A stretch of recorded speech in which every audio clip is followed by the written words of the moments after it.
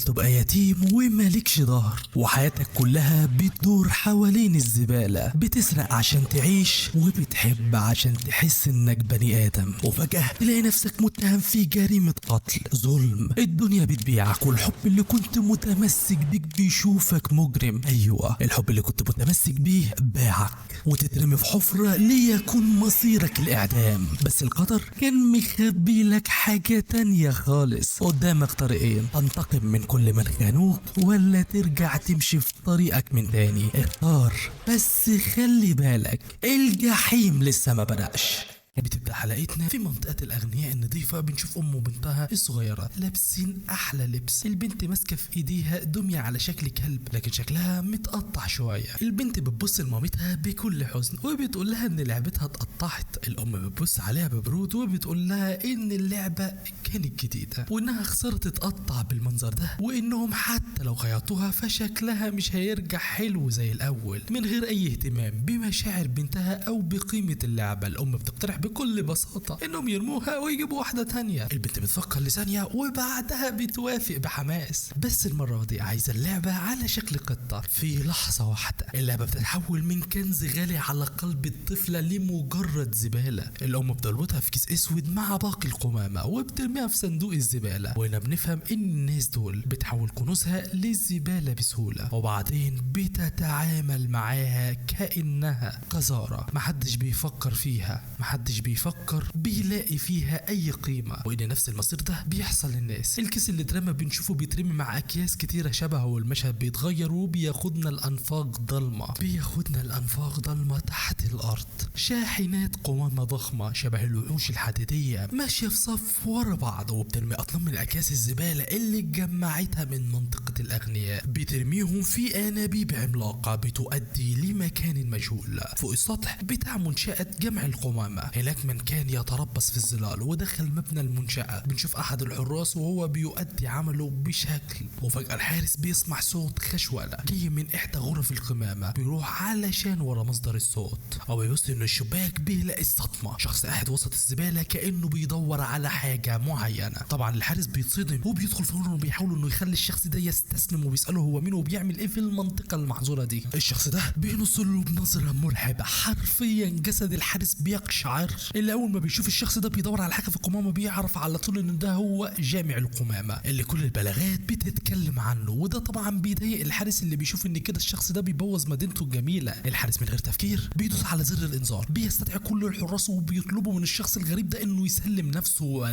ولكن الشخص ده مش بيهتم بكلامهم، بيرمي عليهم اكياس زباله كتير وبينطلق. ريحه الزباله حرفيا لا تطاق. كلهم بيتشتتوا من رائحه الزباله وده على طول بيستغل الموقف وبيهرب على طول من فتحات التهويه. الحراس بيلحقوا بيطلقوا عليه النار ولكن ده ولا يبالي. حرفيا بيقدر انه يتفادى كل الرصاصات بكل مهاره ورشاقه غير عاديه وغير اعتياديه وبيهرب من فوق المباني. الحراس طبعا في حاله صدمه. الشخص بيكون خلاص هرب بس بيلاقي رصاصه بتيجي بتصيبه، بس برضه بيقدر يهرب وبيختفي منهم والحراس بيكونوا لسه بيدوروا عليه. وهنا بطلنا بيظهر وشه اخيرا وبيقول انه مش جامع القمامه وبيندههم بالاغبياء. والمشهد بينتقل بينا وبيورينا لمحة من حياة الطبقة السفلية أو أهل القبيلة زي ما بيسموهم. بنشوف ريختو الراجل اللي ربى روتو وهو ماشي في شوارع الطبقة العليا، وهو ماشي بيسمع 2 ستات بيتكلموا عن بطلنا روتو جامع القمامة اللي ظهر تاني في ليلة امبارح، وبيكونوا مش فاهمين هو بيعمل ليه كده وهدفه من ده. وبيقولوا كمان إنه أكيد أحد الطبقة الفقيرة لأن حاجات زي دي ما بتطلعش غير منهم. بس فجأة عينيهم بتيجي على ريختو، بيبص لهم بنظرة تدني وكراهية. بنسمع حماساتهم العنصرية وبيقولوا انه قذر وانه واحد منهم وياريتهم يفضلوا في مناطقهم المعزولة. بنفهم من النظرات دي ان المجتمع ده منقسم بشكل حاد وان اهل القبيلة دول يعتبروا مواطنين من الدرجة الثانية،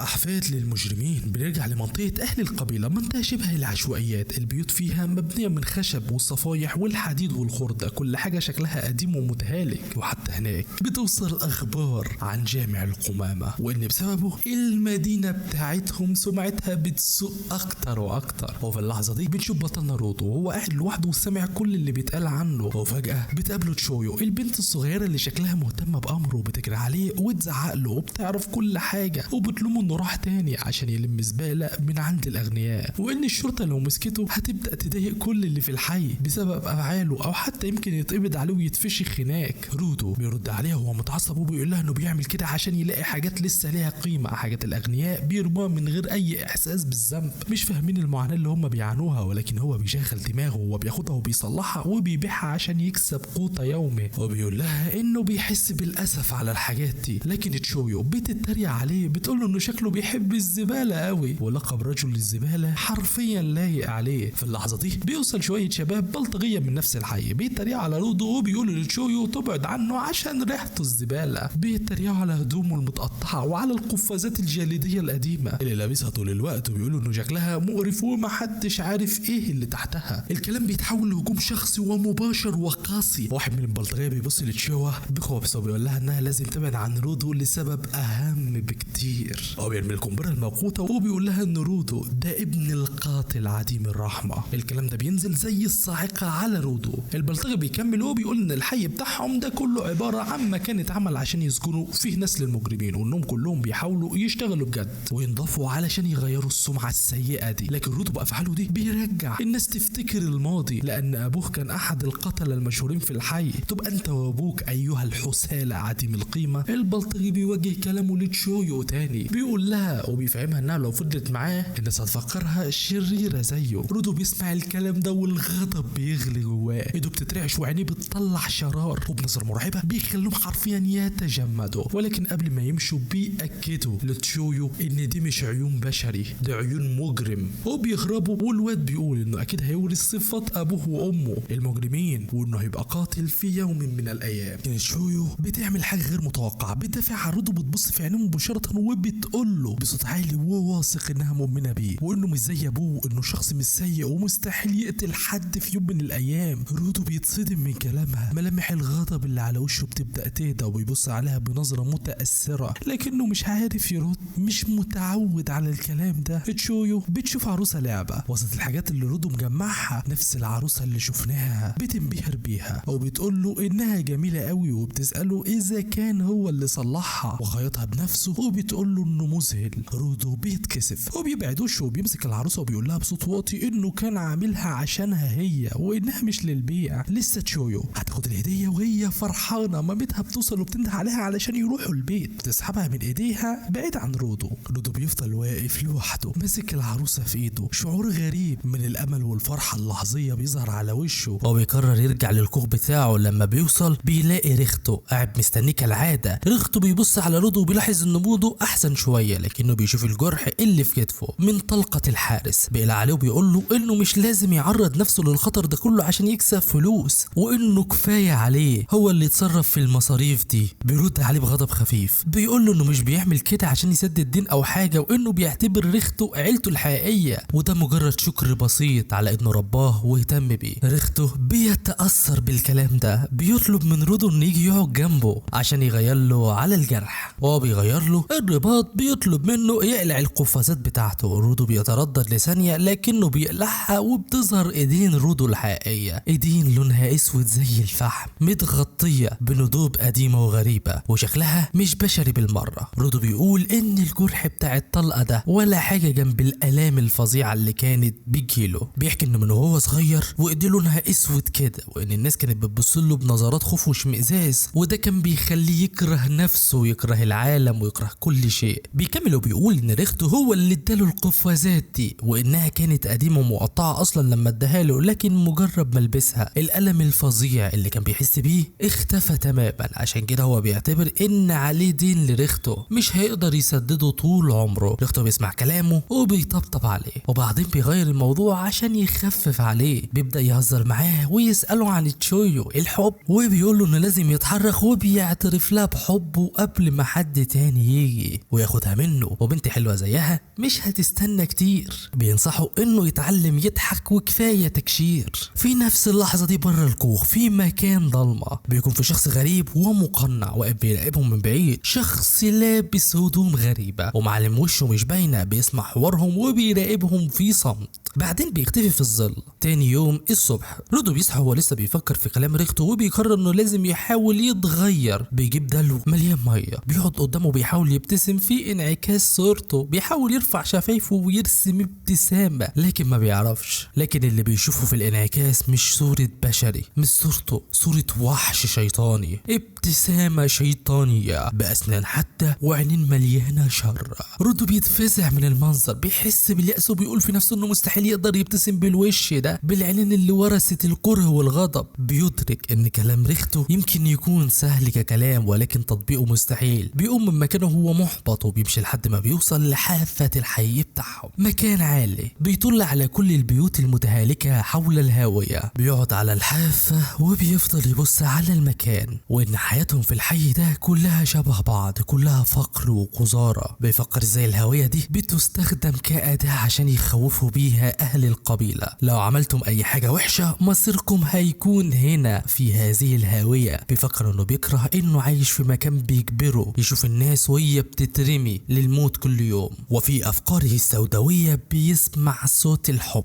ايوه تشويو يا جماعه. بينادي عليه، بيتفاجئ وبيلاقيها واقفه جنبه بتساله هو بيعمل ايه هنا لوحده. رودو بيقول لها انه مش بيجي هنا كتير. تشويو بيبص على الهويه وبتقول له ان المنظر من هنا وحش قوي وانها بتكره تكون مضطره تشوف الناس وهي بتنعدم. بتقولها له بضحكه جواها كلام، انا مش عايزاك في يوم من الايام تترمي من هنا يا رودو. رودو بيتاثر بالكلام ده، خدوده بتحمر. بيتفاجئ من كلمه بيحبه دي. تشويو بتضحك وبتقول له انها مش قصدها بالمعنى الرومانسي لكنه حب ابوي. رودو بيكون محرج ومش عارف يرد. بعد لحظة صمت رودو بيفتكر العروسة اللعبة وبيطلعها من شنطته وبيحاول يديها لتشويو. بيقول لها بتردد انه شافها وعجبته وانه فكر انها ممكن تحبها. بيقول لها انه عارف انها حاجات مرمية وانها ممكن ما تكونش عاوزة حاجة زي دي لكنه حس ان العروسة دي هتكون مبسوطة اكتر معاها. تشويو بتبص على العروسة وعينيها بتلمع، بتخطفها من ايده وبتحضنها وبتقول له انا حبيتها دي جميلة قوي، تحتفظ بيها كأنه كنز. رودو بيتصدم من رد فعلها، الفرحة بتتملكه لدرجة انه مش بيقدر يسيطر على نفسه، بيحس باحساس اسطوري. بيجري في الشوارع زي المجنون وهو مش مصدق نفسه. هو بيجري زي الهبل في الشارع، بيخبط في شخص فجأة، بيقع هو والشخص ده على الارض ومش في دماغه اي حاجة. بيكمل جري في طريقه للبيت عشان يبشر ريختو بالخبر الحلو. بيوصل رودو للكوخ بعد ما جري وبيكون منهك جدا، لكن لما بيدخل الأوضة بيتصدم صدمة عمره. بيلاقي ريختو مرمي على الأرض غرقان في دمه بيحتضر. رودو بيصرخ وبيجري عليه مش مصدق اللي شايفه، بيحاول يسنده. ريختو بيبص عليه بعينين مطفية، بيمسك فيه بقوة وبيقول له بآخر نفس فيه انه لازم يهرب وانه لازم يغير العالم الزبالة ده بأي شكل كان. رودو بيبكي وبيصرخ وبيقول له انه هينقذه لكن ريختو بيلفظ أنفاسه الأخيرة وبيموت بين ايدين رودو. وفجأة الباب بيتفتح، الشرطة بتدخل بقوة وبيلاقوا رودو واقف فوق الجثة، فوق جثة ريختو ودي كلها دم. الضابط بيزعق فيه وبيقول له انه مقبوض عليه بتهمة القتل. رودو بيصرخ بهستيريا وبيقول لهم انه مش هو لكن محدش بيصدقه. الضابط بيقول له انه دمه في كل مكان وانه محدش هيصدق كلامه. الخبر بينتشر في الحي زي النار في الهشيم. الناس بيجتمعوا قدام البيت. ريختو والهمس بيتحول لكلام وصريخ بيقولوا ان رودو اخيرا عملها. كنا عارفين انه لا قاتل مثل ابويه. لا وقتل مين؟ قتل الراجل اللي بيربيه. هو بنشوف تشويو اللي بتكون مصدومة مش مصدقة، بتبكي ومش قادرة تصدق اللي بتسمعه. المشهد بينتقل لساحة الإعدام، مكان مفتوح ومخيف على حافة المدينة بيطل على هاوية سوداء عملاقة وعميقة ملهاش آخر. رودو بيكون مربوط بسلاسل واقف قدام الحاكم وجمهور كبير من أهل المدينة. الحاكم بيقرأ الحكم بصوت عالي، بيقول إن رودو ارتكب أبشع الجرائم على أرضهم الطاهرة وإنه مش بس لوث شوارعهم بسرقته للزبالة لكنه دلوقتي ارتكب جريمة قتل. وبيعلن الحكم النهائي، حكم عليه بالإعدام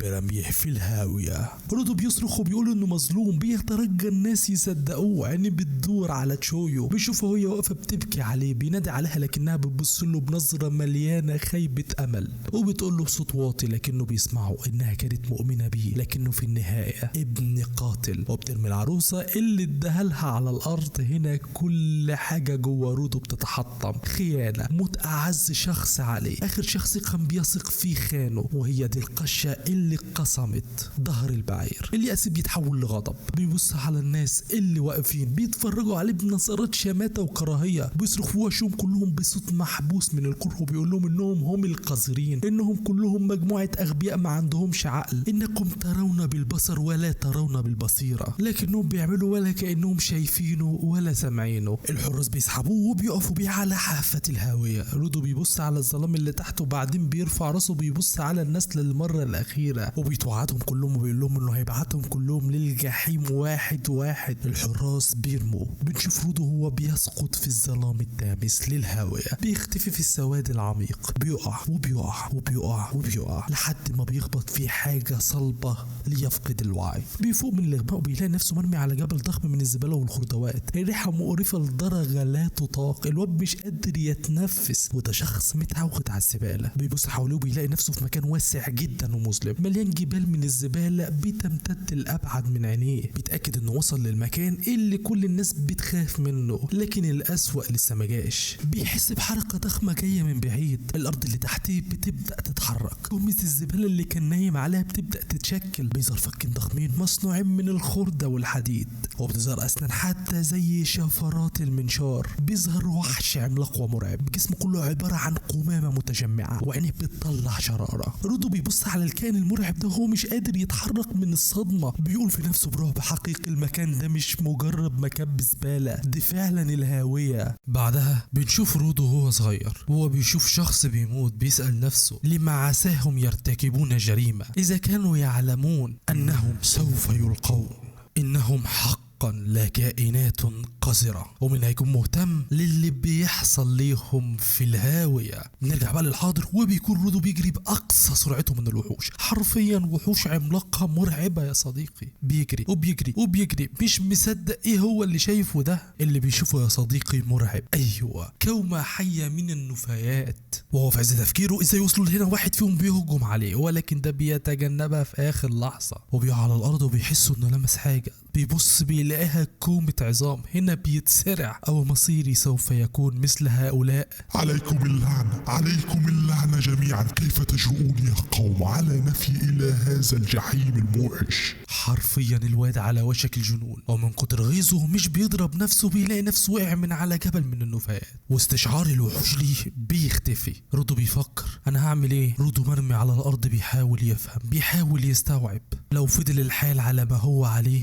الجو كله سموم، لو الوحوش ما قتلتنيش الهوا هيخنقني. يهرب من الموت، يتساءل او يوجد اي شخص في المكان. بيبص يمين وشمال، هوبا بيلاقي نفسه رجع دم. ساعتها الوحوش بتشم ريحة الدم، بينطلقوا عليه، وانا عاجز عن القيام باي شيء. ساعتها بيشوف ريحته، بيقول لا لا لا لا لا لا لا لا, لا مستحيل، مش هموت هنا مهما يحصل، مهما يحصل مش هموت هنا. في حاجة كتير لازم اعملها، لازم انتقم من اللي قتلوا ريحته، لازم ادمر العالم ده. بيقف على رجله وبيقول لاضربنهم لحتى الموت، عشان كده مش هموت. هي دي الوحوش اللي عايزة تقتلني، عليا الطلب باي طريقة اللي انا قاتلكم. بيندفع عليهم، ولكن بوم، ايوه انفجار. وبنشوف شخص شكله غريب جدا موجود عند النفايات. رودو بيحاول يستغل الانفجار ده وبيهجم على الوحش، ولكن على مين يا نا؟ ده انت عيل هق ومالكش اي لازمه. الوحش بيديله ضربه بيطيره. رودو بيمسك قطعه الخرده دي، بيقول له لا يا وحش يا ابن الهرمه، انت فاكر انك هتقدر تعمل معايا حاجه؟ خد يا ابن الجزمه. وبالبتاع اللي معاه بيقدر يقطعه لنصين. ساعتها الوحش بيتفتت وبيبدا ينفجر.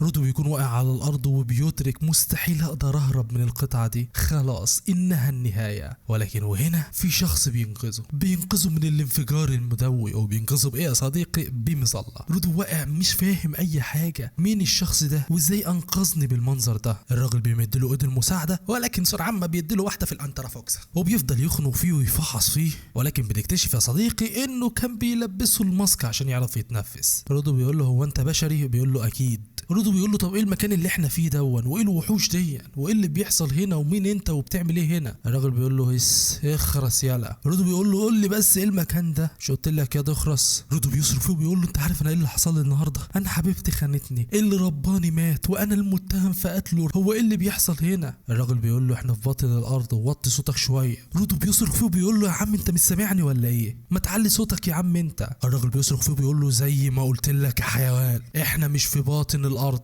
ده هو السطح. بيقول له اقوام الزباله دي انتوا السبب يا معشر السماء. رودو بيقول له سماء سطح انت بتقول ايه يا عم انت؟ رودو بيقول له اسكت ليه يعني، انت هتخرسني بالعافيه؟ الراجل بيقول له لا يا حبيبي، بس بص كده وراك بيلاقي الوحوش وراه. أيوة من صوتك العالي سمعتهم، هؤلاء الوحوش يسمون الوحوش الشاذة، هذه الأشياء على نفس شاكلة وحوش الزبالة، وخليك عارف مهما تضرب ومهما تعمل هيتجددوا تاني. كنت موطي صوتي عشان ما يسمعوناش، بس بسببك يا خرتيتي يا خنزير يا زبالة سمعونا، والوحوش اللي هنا استثنائية عشان كده ما بحبش أخلص عليهم. بقول الرودو كله بسببك يا ابن الجزمة، أنا مش بصوت، أنا راجل في حالي وموطي صوتي، كله اتجمعوا بسببك يا ابن الهرمة. ساعتها بيحول المظلة بتاعته سلاح أسطوري، بيقول بشكل فخم هيا بنا لننظف الفوضى. بيوجه المظلة ناحية الوحش وبيدوس على زرار، والمظلة بتفضل تلف وبتحمل هواء أسطوري. رودو شايف اللي بيحصل ومصدوم، الوحش بيتلاشى قدامه. الراجل بيكون نازل فشخ في الوحش، ورودو بيقول ايه هي قصة المظلة دي، حتى انهم ما تجددوش، ايه الفرق بين المظلة دي وبين اللي انا استعملته؟ وقتها الراجل بينط في الهواء وشبه بيطير باستعمال الهواء المضاد اللي بيخش جوه المظلة، على طول بيقفلها وبيستخدم مظلة 8 شقوق وبينزل على راس الوحش بيفتته حرفيا تحت ذهول رودو اللي بيقول ده خلص على كتير منهم. رودو بيجي في باله سؤالين، هو الشخص ده مميز والتكنولوجيا دي مع الكل ولا لا؟ بيبص له هو مذهول وبيجي في باله شيء واحد بس، لو حصلت على القوة دي هقدر انتقم منهم. الراجل بيقول له انت لا زبالة، انت لسه عايش؟ رودو بيقول له هو انت مين يا عم، وايه القوة المرعبة اللي عندك دي؟ الراجل بيخلع القناع وبيقول له انا انجن، الممتع الأخير في زمن المملين، الأقوى والأروع، عامل نظافة بسيط. وبعدها بيشم الريحة الزبالة وبيقول يخرب بيت النسيان يا جدع، خلعت قناعي من غير ما أحس بنفسي. وهنا أقول لك جملة ولو فهمتها قولها لي تحت يا صديقي في التعليقات. حتى لقاء بالصدفة يمكنه أن يقود إلى علاقة وطيدة. تتوقع العلاقة اللي هتبقى بين رودو وبين الشخص ده. بنرجع للماضي، رودو اللي بيكون راجع ومتصاب. الراجل بيقول له في ايه مال شكلك عامل كده ليه؟ بيقول له انا وقعت. الراجل بيقول له وقعت يا حبيبي، العيال مسكتك اديتك علقة مش كده؟ رودو بيقول له قلت لهم انهم عايشين، قلت ان الحاجات عايشة فاتريقوا عليا. الراجل بيسأله طب ضربتهم؟ رودو بيقول له لا ما ضربتهمش. بعدها بيجيبوا في سيرة ريخته وانه كان بيعتز بالحاجات بتاعته، كان عنده مقولة دايما بيقولها إذا اعتززت بشيء لمدة طويلة فسوف تسكنه روح، أوليس كذلك؟ لقد آمنت بذلك. الراجل بيقول له تسكنه روح، عشان كده قلت إن الحاجة بتسكنها أرواح، يعني أنت عايز تقول إن القلم ده فيه روح والكتاب ده فيه روح والمنشفة دي فيها روح؟ بس أنا كمان مؤمن باللي أنت بتقوله، يبقى حتى دي ودي ودي والمكان ده والأوضة دي كلها وكل حاجة هنا فيها روح مش كده؟ حتى دي لها روح مش كده؟ طيب يا حبيبي. رودو بيبص للقفازات وبيقول حتى قفازاتي. الراجل بيقول له اعتز بيهم يا رودو، مين يعرف يمكن في يوم من الأيام تسكنها روح. ساعتها رودو بيصحى من النوم، بيصحى بيلاقي نفسه متكتف زي الكلب، بيلاقي نفسه متكتف بجنازير والراجل بيشد فيه زي الكلاب. رودو بيبدأ يشتم فيه، بيقول له يا خنزير يا زبالة يا ابن الجزمة سيبني. الراجل بيقول انا اسمي انجن. وبعدين يالا انت بتتكلم بالاسلوب الزبالة ده مع اللي انقذ حياتك؟ رودو بيقول له منقذ ومكبلني بالمنظر ده؟ طب ليه عامل فيا كده؟ الراجل بيقول له اغمى عليك، وعشان انا شخص كويس طيب حنين جدع جميل اسطوري ايقوني ما حصلتش قررت اساعدك. رودو بيبرق له وبيقول له شيل الحاجات دي عني يا راجل يا ابن لازم ارجع عشان انتقم. ولكن الراجل بيقول له مستحيل، والمكان اللي في الاعلى بندعوه بالسماء، كيف ستبلغ السماء يا هذا؟ غير ان السماء بتتحرك على طول وكمان مش مشكله حاليا ده مستحيل عليك. رودو بيكون ساكت، فالراجل بيقول له طالما فهمت يبقى اخرس. ولكن رودو كان في عالم تاني، ريخته اللي مات، حبيبته اللي خانته، نظراتهم ليه، رؤيتهم ليه على انه شرير. بيقول له لا تعبس معي، لا تعبس معي، سأعود، لا أكترث لما تقول. وبعدين يا راجل يا خبيث انت قلت مستحيل في الوقت الراهن، وبالتالي هناك وقت نستطيع فيه ايها المقنع. انت عارف كويس قوي ازاي نرجع لهناك، ازاي نرجع للسماء، هذا العالم، اولئك الوحوش، تلك القوة. انا عايز اعرف كل حاجة، انا عايز اعرف كل حاجة في العالم ده. سوف اخذهم جميعا، سوف أخذهم جميعا وسأستعملهم لسحق أولئك الأوراد، لذا لن أسكت. وإلى أين تأخذني أيها الأحمق؟ الراجل ساعتها بيشيلوه وبيهبطوا على الارض، بيقولوا لو كنت مصر للدرجة دي فاستعد، سوف تعرف معنى العيش في هذا العالم. بعدها بياخدوا على طريق غريب، وواضح ان دي المكان اللي بيعيش فيه البشر. بيعدي من شقه، الراجل بيرميه في الارض وبيقول له السلام، اتعامل انت بقى. اللي هو بيقول له استنى، انت مش هتقول لي ايه اللي بيحصل، انا مش فاهم حاجه، استنى استنى. وفجاه بيبص وراه بيلاقي عربيات وبيلاقي بشر كتير، كلهم بيسالوا الولد ده وصل لهنا ازاي، او لم يكن معه شخص اخر وتلك الملابس. لا تقل لي انه احدهم، احد قاطني السماء. ولكن الكل بيكون مصدوم منه ومش بيكونوا مصدقين، كلهم بيكونوا حرفيا الواد ده من السماء فعلا، كلهم مش مصدقين شخص على قيد الحياة. وواضح يا صديقي انهم مفكرين ان المكان اللي هم فيه هو السماء، ولكن هو في الحقيقة مكب نفايات عملاق، ومع تراكم الزمن وصل للشكل اللي احنا شايفينه ده. رودو مش بيكون فاهم حاجة، خصوصا لما بيقولوا عليه انه معجزة. رودو بيقول لهم انتوا مين يا جدعان؟ كلهم مصدومين، هم قاطني السماء بيتكلموا زينا؟ لا لا لا شكله بيستعبط، لا لا لا لا لا لا, لا. شكله مش بيكذب، انه حي. بيقول له جدع انك فضلت عايش، وبيعرفوه ان اغلب اللي شافوهم كانوا مجرد موتى. والراجل بيبص عليه وبيقول له انه لشنيع حقا ان تكون مقيدا بهذا الشكل. بيقول له ثواني سوف نزيل عنك كل هذه السلاسل. رودو بيقول شكل البشر دول كويسين، ولكن سرعان ما بيكتشف الحقيقه. ايوه لقد خدعناك، بيكونوا مقيدين وبيخش عليه وبيقولوا له اجسادكم يا قاطني السماء انكم لنادرون حقا، سوف نبيعك في مزاد لأن أسعار جسدكم عالية جدا. لغة عربية تعبانة. عيونك، جسدك، قدمك، ثيابك، كل اللي هنا يتمنوا انهم يلبسوها. ما كنتش ظن ان اللي انا في يوم من الايام هقدر اقبض على واحد منكم، بسببك هقدر ان انا اعيش بانبساط. عينين رودو بتكون هتاكله حرفيا. الراجل بيقول له انت عايز تعرف احنا ليه مهتمين قوي كده؟ لاننا بنكرهكم قوي. كنتوا بترموا علينا الزبالة وتتوالى الاجيال لحد ما الجو بقى سام، وفي وحوش بدأت تتكون. الناس اللي ماتت من الوحوش، اللي اتسحقوا من النفايات اللي بتقع عليهم، الناس اللي خسرت بيوتهم، الامراض اللي جات لنا بسبب اراضيكم. تتوقع يعملوا لما يشوفوك يا قاطن السماء؟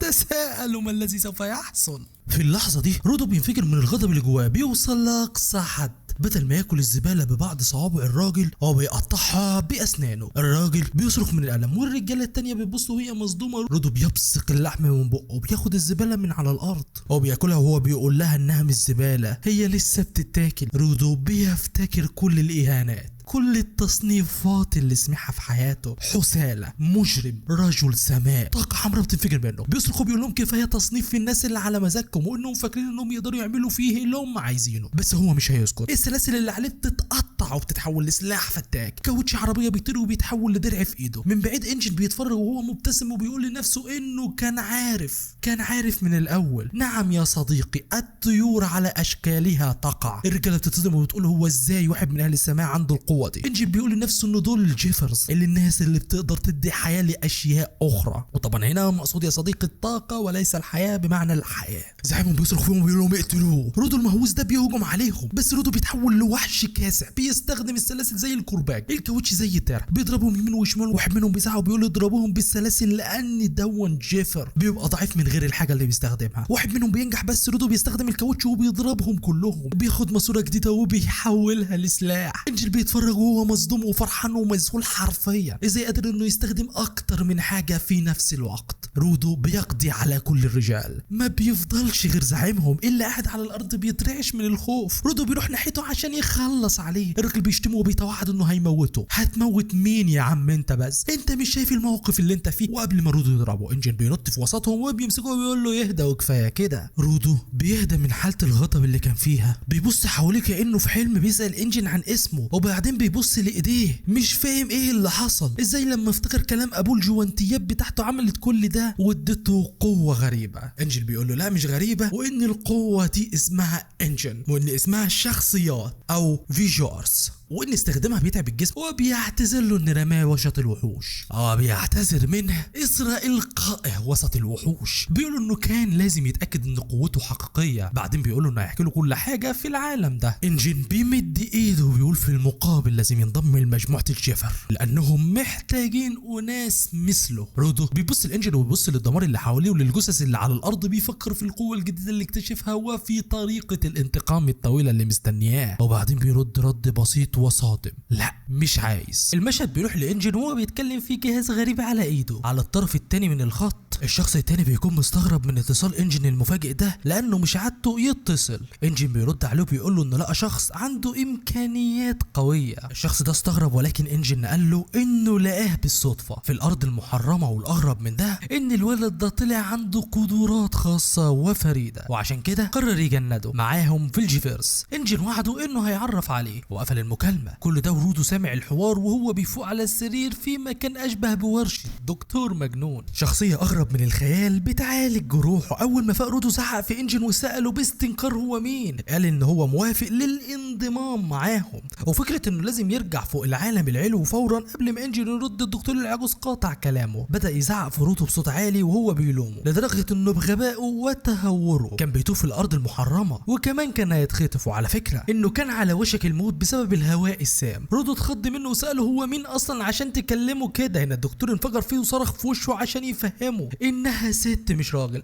يا جدعان ده منظر ست. الله. المهم بتقول له ان المفروض يكون ممتن ليها لان هو اللي انقذ حياته. وهنا بتتكلم على انجن. بعدها طردتهم بعد ما امرت رودو يدفع الحساب. بره المستوصف رودو شكر انجن لانه دفع ثمن العلاج، واكد له تاني انه مش مهم بمنظمه الجي فورس دي، وكل اللي عايزه منه شويه معلومات، ولو مش هيديله معلومات خلاص هياخدها من الناس. بس انجن بص له ببرود، قال له تجربه الخطف دي المفروض تكون فهمته ازاي الناس هنا بتكره اهل السماء، وان المكان هنا مش لطيف لدرجه ان يديله معلومات ببلاش. وفي الاخر امره يبطل كلام ويمشي وراه وهو ساكت. انجن خد رودو المطعم صغير، وهناك بنشوف رودو وهو بياكل زي المفجوع كانه اول مره يشوف اكل في حياته. انجن علق بسخريه ان شهيته مفتوحه اكيد عشان رجع كل الزباله اللي اكلها. رودو هو بياكل عبر عن دهشته ان الارض فيها مدن واكل حقيقي وما هياش مجرد زباله. انجن قال له بالظبط كده، واعلن دلوقتي ميعاد محاضرته في دراسات الارض. انجن بدا يشرح طبيعه هذا العالم ووضح له ان تراكم الزباله بيسبب ظهور ظواهر غريبه، وان المشاعر والافكار اللي بتكون في الزباله واللي اسمها انما بتتحول لطاقه بتتولد منها وحوش القمامه. الوحوش دي بطبيعتها عدائيه وبتهاجم البشر، وكل فتره بتسيب اماكنهم وبتهاجم المدن. رودو سال ليه مش بيحصنوا المدن، فانجن رد عليه ان البشر مش مخلوقين عشان يعيشوا محبوسين، وكمل كلامه وقال ان الاسلحه العاديه مش بتنفع معاهم، وده لان قلبهم مصنوع من القيمه. رودو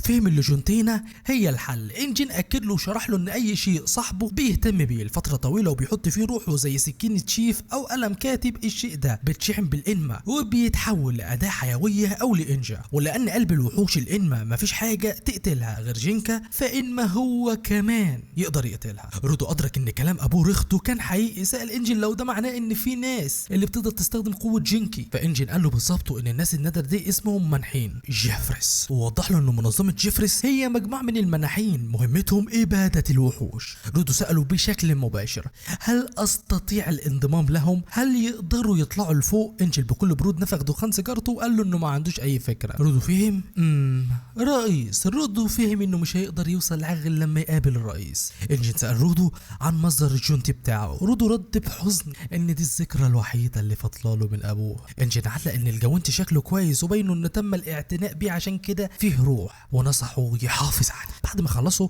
انجن قام عشان يمشي ورمى رودو كيس فلوس. رودو استغرب، فانجن قال له ان دي الفلوس اللي جابها لما باع هدومه. رودو طبعا انصدم، يعني انت ما ساعدتنيش، ولكن الراجل قال له انه باع هدومه، وكمان ما ينفعش يمشي بالهدوم دي في شوارع اهل الارض وهي هدوم من اهل السماء. وقبل ما رودو يلحق يستوعب كان انجن فس ملح وداب وهو قاعد لوحده بيتوعد انه اول ما يعرف طريق يرجع بيها هيمشي فورا. وفي اللحظه دي قطه حراميه محترفه ظهرت من العدم، خطفت كيس الفلوس وجريت. رودو صرخ وجري وراها ولمح عصايه خشب خدها وحاصر القطه في زقاق ورجع فلوسه. ولسه بياخد نفسه ويمشي سمع صوت وراه بيأمره يرجع كنزه. لما لف لقى شاب غريب بيبص له بغضب عشان خد العصايه بتاعته. رودو لمح الشعار اللي على لبس الشاب وادرك ان هو كمان جيفرس. الشاب الغامض مسك العصايه اللي اتحولت في ايده المنجا المرعب وبص لرودو بتهديده وقال له انه شكله كده محتاج يتربى من اول وجديد.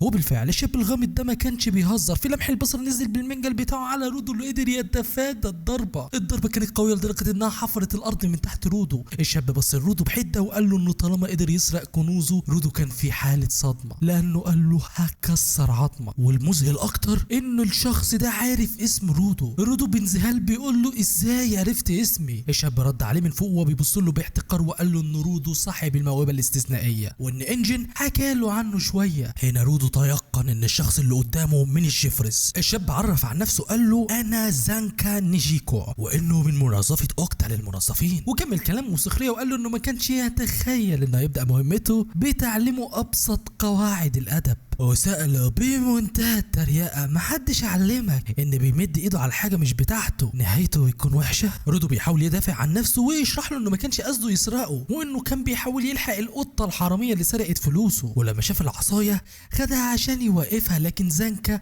قطعه. قال له ان انجن بنفسه هو اللي كلفه بمهمة انه يعلمه اصول الشغلانة. زانكا بص لرودو بقرف قال له يروح يقول لابوه وامه انهم ما يعرفوش يربوه كويس. الكلمة دي كانت زي السكينة في قلب رودو. الغضب ولع في عينيه، حس ان زانكا اهان ذكر ابوه ريختو وهو ما يعرفش عنه اي حاجه، لكن قبل ما ينفجر افتكر كلام ابوه لما نصحه انه لو عايز حد يسمع له لازم يقابله في نص الطريق ويهدى ويفكر في مشاعر الاخرين. والاول مره رودو قرر يسمع النصيحه، خد نفس عميق بص في الارض وهو بيقول لنفسه ان رانكا متضايق لانه انسرق منه حاجه غاليه عليه، وان لو في حد خد منه الجوينت بتاعه كان هيتضايق نفس الدقيقه. رفع راسه وبص لزانكا واعتذر له وقال له انه ما كانش يعرف ان العصايه دي مهمه بالنسبه له وانه ما كانش قصده انه يسرقها. زانكا اتصدم من اعتذاره وما كانش متوقع من رودو حاجه زي دي. هدي هو كمان واعترف انه غلطان، اعتذر لرودو لانه بالشكل ده خوفه، برر تصرفه بان العصايه دي هي كنزه الخاص. رودو من جواه كان مصدوم وفرحان في نفس الوقت، دي كانت اول مره في حياته يتصالح مع حد. أدرك إن أبوه ريختو كان فعلا على حق. فجأة زانكا تحول 180 درجة، ابتسم ابتسامة عريضة ومد إيده لرودو وقال له يمكن بدايتهم كانت غلط بس يسعده التعرف عليه. سأله لو هو هينضم للمنظفين فعلا. رودو رد بتوتر انه غالبا هينضم. زانكا اتحمس وتسأله ان الجنك بتاعه عن قوته. رودو رد ان الجنك بتاعه هو الجوينتي لكن قوته مش عارف هي ايه بالظبط. زانكا بص للجوينتي باعجاب قال له انه شكله جامد جدا. رودو افتكر نصيحة ابو ريختو الثانية انه لازم يغير تكشيرته دي ويتعلم يبتسم زي زانكا، ولكن بعدها زانكا بيسأله ايه اللي خلاه يقرر ينضم للمنظفين. رودو قرر ان دي فرصة مثالية عشان يطبق كلام ابوه ويوري له احسن ابتسامه هيشوفها في حياته، ولكن للاسف يا صديقي اللي طلع منه كانت تكشيره مرعبه تشبه واحد بيصرخ واحد بيولد. رانكا اتجنن وشه اتحول للون الاحمر من الغضب وهو بيزعق وبيسال رودو هو بيعمل ايه وان كده بيستفزه. رودو اتخض ما فهمش هو عمل ايه، انا عملت ايه؟ وهنا انفجر البركان. زانكا صرخ فيه وقال له انت بتهزر يا حشره، انت كنت بتمثل انك متواضع وبعدين بتلعب باعصاب رودو. هو كمان انفجر وقال له انت اللي مجنون، انا بحاول ابتسم يا عم مش شايف الابتسامه.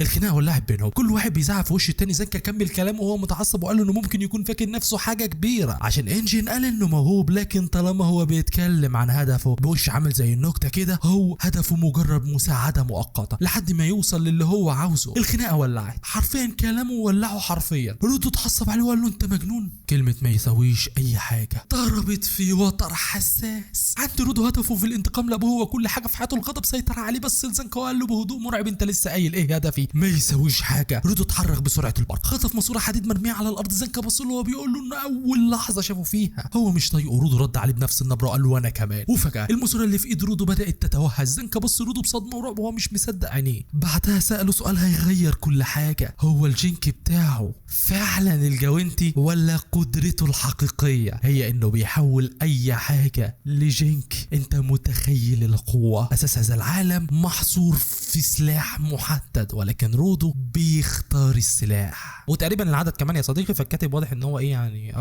ادى للكاتب بقى، ادى البطل اللي يحتاجه واللي ما يحتاجوش. زنكا فجر في الضحك وقال ان دي قدره تعتبر غش، عشان كده انجن وصفه بالعبقري. لكنه بص لرودو بتحدي وقال ان الموهبه لوحدها مش كفايه، تعالى لي يلا. وهنا بتبدا المعركه الحقيقيه. زنكا بيختفي من قدام رودو وفي لمح البصر بيظهر فوقه في الهواء وبينزل عليه بضربه مدمره. بالمنجم بتاع رودو بيتفاداها بصعوبه بالغه. الضربه بتحفر الارض مكان رودو مصدوم من سرعته، ما كانش متخيل ان في بشر بالسرعه دي. زنكا ما بيدلوش فرصه، بيبدا يرقص حواليه بالمنجل بتاعه موجه له ضربات سريعه وقاتله من كل اتجاه. كان بيحاول رودو يتصدى لها وبالعافيه، لكنه كان زي اللي بيحاول يوقف اعصار بايديه، ما ينفعش. زنكا كان بيضربه وهو بيسخر منه وبيقول له ان اي رد فعل منه حرفيا بطيء. يا عبقري، هي الحاجه الوحيده اللي مميزه فيك هي قدرتك وليست موهبتك. رودو اتعصب من كلامه وحاول يهجم عليه بالماسوره اللي في ايده، لكن زنكا صد ضربته بسهوله تامه ورزعه ضربه وقعته على الارض. وقف فوقه وهو بيقول له ان هجومه كان تافه وانه مهما كان عنده قوه سيظل مجرد حساله. رودو وهو واقع على الارض بيبص حواليه بيأس، بيدور على اي حاجه تانية يستخدمها. عينيه بتقع على حاجه شكلها غريب شبه العصايه، وفي اخر حته كاوتش مدور سلكه حمامات. من غير تفكير مسكها وحولها الجنك بتاعه. زنكا بص للحاجه اللي في ايد رودو وهو مستغرب وساله ايه، ولكنه فجاه شم ريحه خرائيه من الطراز الراقي يا صديقي. حاجه لما بتشمها بتروح لعالم البرزخ، معروفه، مش محتاج اقول لك يا صديقي. وهنا زنكا تحول من المقاتل الجامد الواثق الى الشخص المرعوب اللي بيترعش من القرف وحقه الصراحه. الراجل اللي كان من ثواني تنين بقى دوده يا صديقي. بدا يجري بعيد عن رودو وهو بيصرخ وبيقول له ابعد بتاع ده عني. رودو نفسه كان متفاجئ ومستغرب، هو ما يعرفش ايه ده اصلا. كل اللي يعرفه انها شغاله وان زنكا خاف منه، فبيجري ورا زنكا وهو بيلوح بالسلاح في الهواء. والمشهد اتقلب لفيلم كرتون. زنكا بيجري وبيصرخ وبيطلب وقت مستقطع، ورودو بيجري وراه وهو بيزعق وبيقول له انه جه دوره عشان يتضرب. والبتاع ده عمال يتنطر في كل حته. فجاه عربيه بتقف جنبهم بفرمله قويه، بيطلع منها انجن وهو مبتسم ابتسامه عريضه، بيسالهم بكل براءه ايه يا شباب بقيتوا صحاب؟ المشهد بيقطع هما الثلاثه راكبين في العربيه، انجن شايق وهو ميت من الضحك وبيخبط على الدركسيون وهو مش قادر يمسك نفسه، وبيسالهم بجديه مصطنعه هما ازاي كانوا بيتخانقوا بالبتاع ده. في الجنب اللي ورا زنكا كان قاعد في زاويه وهو حاطط وشه في الارض ومكسوف على الاخر، وبيقول لنفسه انه كرامته اتمسح بيها الارض، الواد ده زلني زل. وجنب رودو كان في حاله صدمه وهو بيستوعب انه فعلا كان بيحارب بحاجه زي دي. المشكله يا صديقي انه كان فخور بنفسه. انجن هو لسه بيضحك شرح لرودو ان زنكا ده عامل زي الولاد الاغنياء، بيكره القذاره، فمهاجمته بحاجه زي دي كانت نقطه ضعفه القاتله. بعد ما انجن هدى من الضحك بص لرودو وقال له ان رغم البدايات الكوميديه الا ان زنكا هيكون المدرب الجديد بتاعه، ووضح له ان من بين كل الجيفرز زنكا هو اشطر شخص في التعامل مع الجنكي، وانه لازم يتعلم منهم كل حاجه. زنكا لما سمع المدح ده انجن نسي كل حاجه اللي حس بيها، بدا يتاثر وما كانش مصدق ان انجن بيعترف بمهاراته. وفي وسط كل ده بتصحى بنت شعرها احمر كانت نايمه في ظهر العربيه. انجن بينادي عليها، هو بيقول لها ريو. ريو بتصحى وبتقول انها كانت عايزه تشوف الولد الجديد. بتبص رودو بفضول وفجاه بتقرب منه وبتبدا تلعب في شعره الابيض وهي بتقول له انه لونه غريب، وبتساله لو هو صبغه. رودو بيتخض وبيتكسف ان اول مره بنت تقرب منه بالمنظر ده، وبيقول لها ان ده لونه الطبيعي. بيفكر في نفسه وهو مصدوم ان هي دي الحياه على الارض، بنت بتلعب في شعري. انجن بيبص في المرايه وهو مبتسم وبيقول لهم يستعدوا لانهم رايحين على بيتهم الجديد مقر الجيفرز. بعد الخناقه الكوميديه اللي فاتت بنشوف العربيه وهي بتجري وسط مدينه مدمره، العفار والاتربه ماليه الجو. جوه العربيه زنكا لسه مقموس وبيلمع الجنك بتاعه، ريو قاعد جنبه مبسوط، اما رودو فبيبص من الشباك على الخراب اللي حواليه مصدوم. العربيه بتدخل نفق وفي الاخر بتقف قدام مبنى ضخم شكله غريب، خليط بين المباني القديمه والخرده، وعليه شعار المنظفين اي الانجن. بينزل العربيه بابتسامه وبيقول لرودو اهلا بك في مقر المنظفين. اول ما بيدخلوا بيلاقي نفسهم في مكان واسع، وفي اخر القاعده واحده اسمها سيمبو على مكتب الاستقبال. زنكا وريو بيسلموا على رودو وبيسيبوه مع انجن. رودو بيبص عليهم وهم ماشيين وقلقان ان ريو ترجع تضايقه من تاني. انجن بيعرفوا على سيميو وبيقول له انها مسؤوله الاستقبال، وان اي حد جديد بينضم ليهم لازم هي الاول تبص عليه. وقبل ما انجن يكمل شرحه عن قدره سيمبو بتحصل حاجه غريبه. سيمبو بحركه اسرع من البرق بتمد الشوكه اللي في ايدها وبتصطاد بيها دبانتين كانوا بيطنوا حوالين وش رودو. رودو بيتخض من سرعتها ودقتها. سيمبو بتبص له بابتسامه بارده وبترحب بيه، وبتحكي له ان انجن حكى لها عنه كتير لكنها حابه تشوف امكانياته بنفسها. رودو بيستغرب من كلام امكانياته دي. انجن بيشرح له ان جينكي بتاعت سيميو هو النضاره اللي هي لابساها، وانها بتقوي نظرها الحركي، ولما بتركز بتقدر تشوف جوهر الشخص الحقيقي. رودو بينبهر بيها حرفيا، ممكن يستخدم الجنك في حاجات زي دي. سيميو بتفعل قدرتها والنضاره بتاعتها بتنور، بتركز نظرها على رودو وفجاه ملامحها بتتغير، بتتخض وبترجع لورا كانها شافت كابوس. اللي شافته في جوهر رودو كان فراغ اسود مليان تشويش، حاجه مرعبه خلتها تفقد هدوءها للحظه. انجل بيسالها بقلق لو شافت حاجه، لكن سيميو بتتجاهل سؤاله وبترجع لهدوءها المصطنع. بتبدا تقيمها وبتقول ان رودو قدراته الجسديه ممتازه وتوافقه مع الجنكي اعلى من المتوسط، لكنها بتوضح ان استخدامه لقوته لسه مش مستقر ومحتاج تدريب عشان يقدر يتحكم بشكل طبيعي. وانجن بيسالها لو دي كل حاجة، هي سينيو بتدب ملل ان في قرف على رقبته، واللي كان بسبب معركته الاخيرة مع زانكا، ومش محتاج نقول هي يا صديقي. انجن بينفجر من الضحك، بيقول عشان كده كل الدبان كان ملموم حواليه، وبيقول له رودو يبطل يلعب في القرف ده. رودو وشه بيحمر من الاحراج وبيزعق وبيقول انه ما كانش بيلعب. انجن بيشكر سيميو وبيقول له انه هياخد رودو علشان يقابل الزعيم. وهما ماشيين انجن بيحس ان سيميو شافت حاجة في رودو، حاجة مشبوهة، حاجة مقلقة خلتها تتراجع، بس هي قررت ما تتكلمش. وهم في طريقهم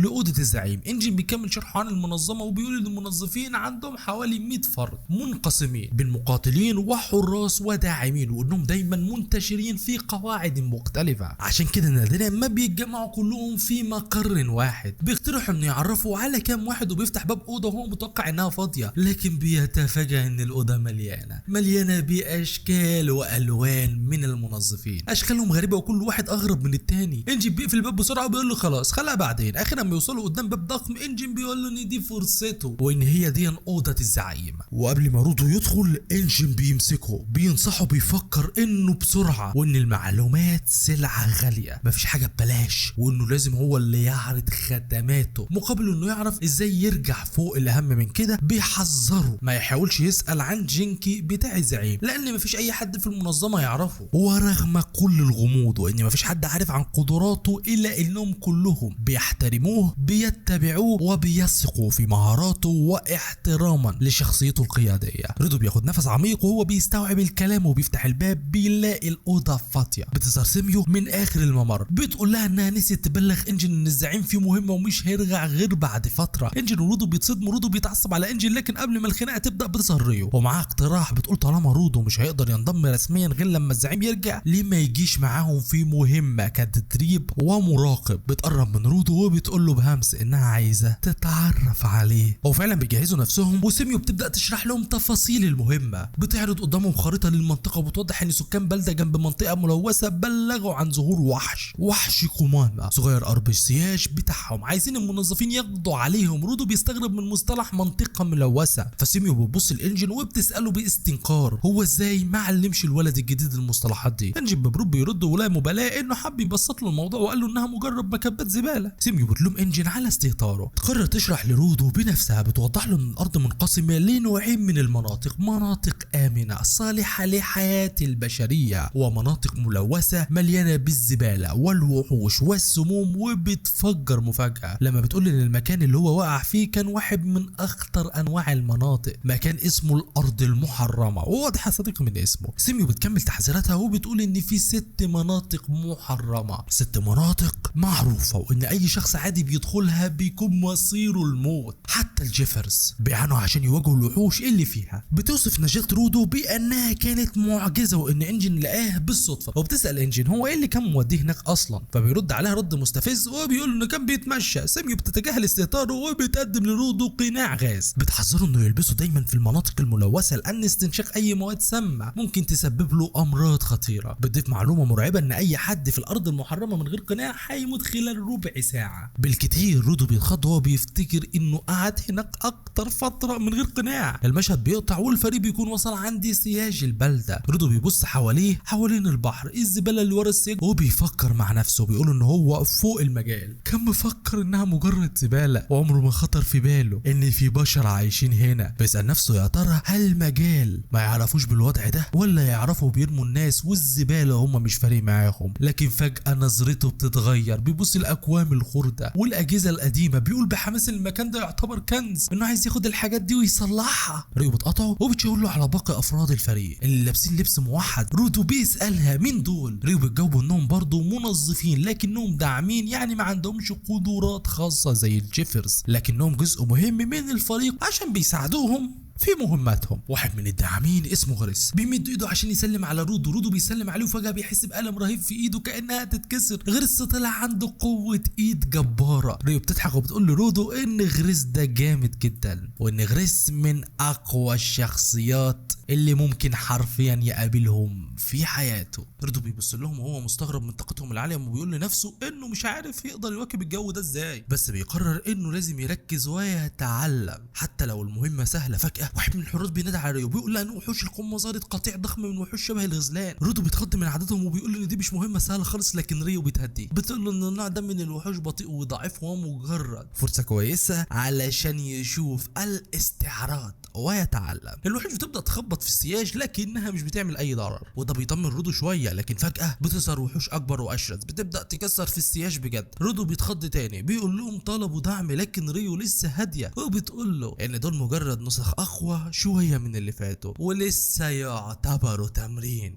بتحاول تشجعه وبتقول له انهم لو خلصوا بسرعه هيرجعوا يعملوا حفله ترحيب. رودو بيبص لها باستغراب وبيسالها ازاي هي هاديه كده. ريو بترد عليه بنصيحه مهمه، بتقول له عشان تعيش في الارض لازم تحافظ على برود اعصابك. رودو بيفتكر انجن وازاي كان هادي، وبيقرر انه لازم هو كمان يبقى هادي زيهم. وهو لسه بيحاول يقنع نفسه بالهدوء، وحش ضخم جدا وغريب شكله كانه متخفي وكانه متحف خردة متحرك بيظهر فجأة وبيكسر كل حاجة في طريقه. المرة دي حتى ريو نفسها اتخضت من شكله وقالت انه مش خصم مناسب للتدريب، وانها اول مرة تشوف وحش قمامة شيك كده. لكن خوفها بيتحول لحماس، وهي بتقول انه ما واجهتش خصم زيه وبيخلي دمها يولع من الحماس. ريو واقفة قصاد الوحش بتبتسم تحت قناعها وتطلع الجنك بتاعها، واللي بنصدم انه بيكون عبارة عن مقص. رودو بيبص باستغراب وبيقول هو مش فاهم ايه اللي ممكن يقصه. ريو بتوضح انها مش هتهجم على الوحش الكبير، وانها تخلص على الصغيرين الاول علشان تنظف المكان. وفجأة ريو بترمي المقص في الهواء وبطاقة خضراء غريبة. المقص بيكبر وبيوصل حجمه لحجم انسان، وبدل ما تمسكه بايدها بتنط في الهواء وبتمسكه برجلها. يخرب بيت الجنون.